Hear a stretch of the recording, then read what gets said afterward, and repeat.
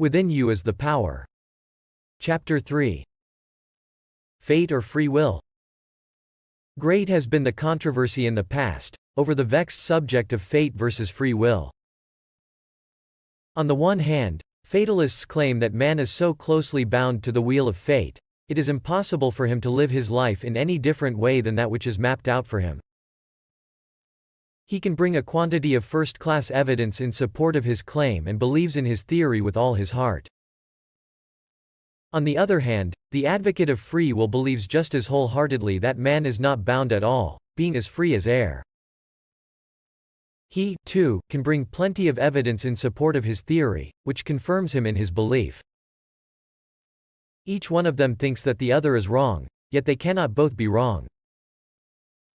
Let us therefore examine the subject for ourselves, for it is an important one, being intimately connected with the subject which this book discusses.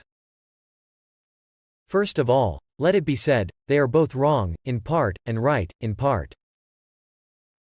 Man is bound to the wheel, yet, at the same time, he has free will. Let us, therefore, explain this seeming paradox. It is an ancient truth of the inner teaching that man, when he is unevolved and before he is unfolded, is bound to the wheel of fate very closely. The unevolved man follows his desires, thus creating for himself a future from which he cannot escape. When, however, he becomes more evolved and emancipated, he begins to resist following his desires and strives, instead, to follow higher things. This creates for him a better future and thus he becomes free in comparison with his former slave state. Man is a slave to fate as long as he is a slave to the desires of the earth plane. He is, however, free to overcome lower things and thus rise to higher. When he does this, he ceases to create a painful future for himself and thus becomes free.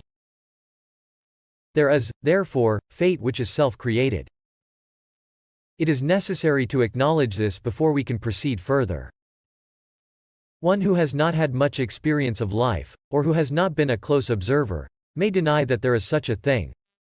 But one who has had great changes in his life, against which he has fought and struggled in vain, knows that there is a purpose working behind the events of life, against which even kings and mighty men are powerless. There come times in man's life when he moves heaven and earth, figuratively speaking. Prays until he can pray no more, sacrifices, it may be, his money, his health, his prospects, and does everything that is in the power of a human being, in a vain attempt to stave off a threatened disaster.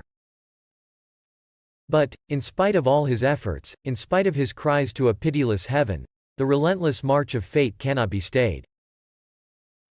It moves forward like a huge juggernaut and crushes his hopes, his dearest idol, his very life itself, or all that then makes his life worth living, and leaves him desolate. If then, you may ask, fate is so pitiless and so powerful, what can be done with it and where does free will enter into the matter? In reply, it must be admitted at once that it is no use fighting fate. The more man fights it, the more completely he gets broken. There are certain main events in each life which must come to pass. These events and changes are inevitable and it is hopeless to fight against them.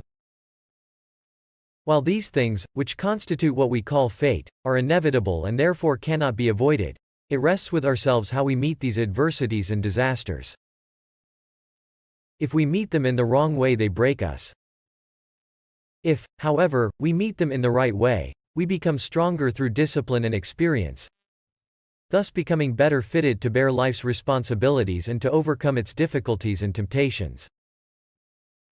One who meets the setbacks, griefs, bereavements and disasters of life in the right spirit becomes a strong and rich character. He becomes mellowed through experience, strong, stable, a helpful influence to all who meet him. When things go smoothly and life is a merry round, no philosophy or religion seems necessary, and as for an inward power, what of it? We can do very well without it. So say the thoughtless and inexperienced. But there come times in every life, when, not only is a philosophy, and that a very sound one, necessary, but also a power, of which the finite self knows nothing, is needed in order to raise the soul out of the dust and ashes of its despair. It is one thing to try and meet trouble and adversity in the right spirit and quite another thing to have the power to do so. One who thinks that he has no power within him but that all the power is in circumstances, can never rise victorious over his troubles, and become a conqueror over life's difficulties. But one who realizes that he possesses a wonderful power that can raise him up, no matter how crushed he may be, can never be a failure in life. No matter what may happen to him, he will play the man and act a noble part. He will rise from the ruins of his life and build it anew in greater beauty and splendor. At this stage it is necessary to point out that there is a difference between big fate and the circumstances of life. Big fate, as it sometimes is called, antedates this present life, and its cause does not come within the scope of this little book. Sufficient if we say here that, through the ages, we reap as we sow, therefore our future depends upon how we meet life and its difficulties now. Big fate, then, cannot be successfully fought, simply because it is the working of omnipotent law. But our life generally and its circumstances depend upon how we meet big fate, and how we recover from it. No matter how seemingly unkind fate may be, it is possible for us to make our life a beautiful thing.